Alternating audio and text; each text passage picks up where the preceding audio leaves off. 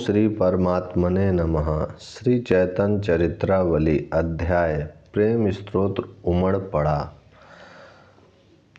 राधा रमण, चक्र पांडिव, गोपीजन वल्लभ आदि सुंदर और सुमनोहर नामों का तथा उनके अर्थों का गान और उनकी अलौकिक दिव्य लीलाओं का संकीर्तन करता हुआ श्रेष्ठ भक्त निर्लज और निरह होकर निसंग भाव से पृथ्वी पर विचरण करे।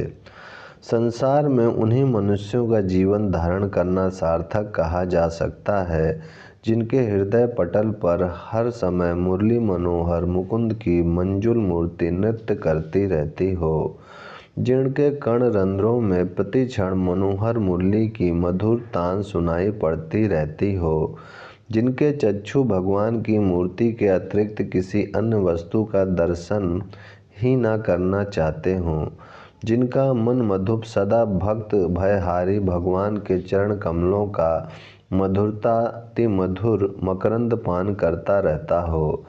ऐसे शुभ दर्शन भक्त स्वयं तो कृतकृत होते ही हैं, वे संपूर्ण संसार को भी अपनी पद रज से पावन बना देते हैं। उनकी वाणी में उन्माद होता है, दृष्टि में जीवों को अपनी ओर आकर्षित करने की शक्ति होती है। उनके सभी कार्य अलौकिक होते हैं।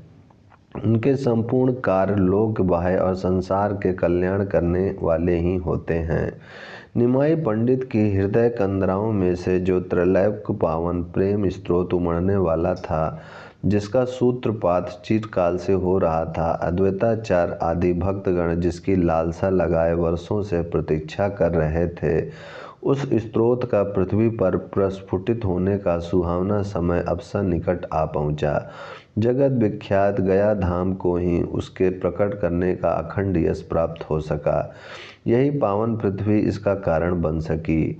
आहा वसुंधरा पुण्यवती च तेन, सचमुच वह वसुंधरा बड़ भागिनी है जिसका संसर्ग किसी महापुरुष की लोक विख्यात घटना के साथ हो सके, वही संसार में पावन तीर्थ के नाम से विख्यात हो जाता है। निमाई पंडित अपने निवास स्थान पर अन्य साथियों के साथ भोजन बना रहे थे। दाल साग बनाकर तैयार हो चुके थे। चूल्हे में से थोड़ी अग्नि निकालकर दाल को उस पर रख दिया था। साग दूसरी ओर चौके में ही रखा था। चूल्हे पर भात बन रहा था। निमाई उसे बार बार देखते। चावल तैयार तो हो चुके थे, किंतु उनमें थोड़ा सा जल और शेष था।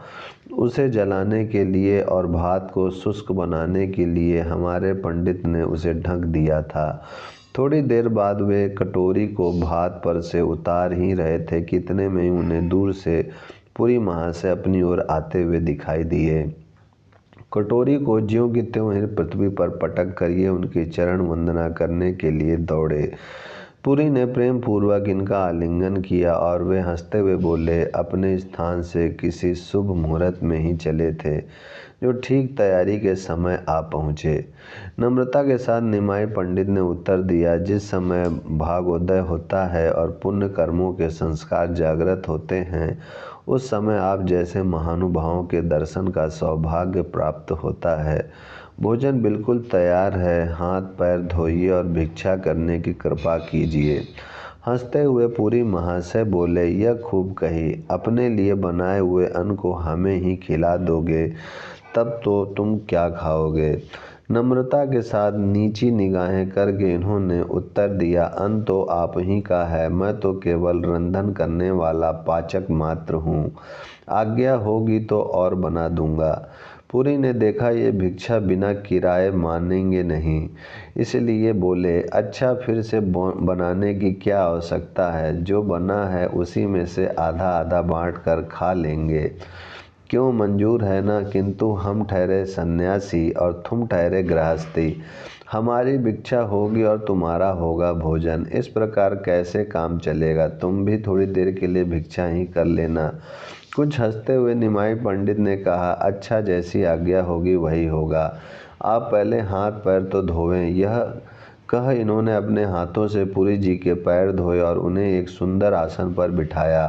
पुरी महाशय बैठकर भोजन करने लगे। जब निमाई जैसे प्रेम अवतार परोसने वाले हों तब भला फिर किसकी तृप्ति हो सकती थी। धीरे धीरे इन्होंने आग्रह कर करके सभी सामान पुरी महाशय को परोस दिया और वे भी प्रेम के वशीभूत होकर सारा खा गए। अग्नि तो जल ही रही थी, क्षण भर में ही दूसरी बार भी भोजन तैयार हो गया, मानो अन्नपूर्णा ने आकर स्वयं ही भोजन तैयार कर दिया हो। भोजन तैयार होने पर इन्होंने भी भोजन किया और फिर परस्पर बातें होने लगीं। ओम शांति शांति शांति।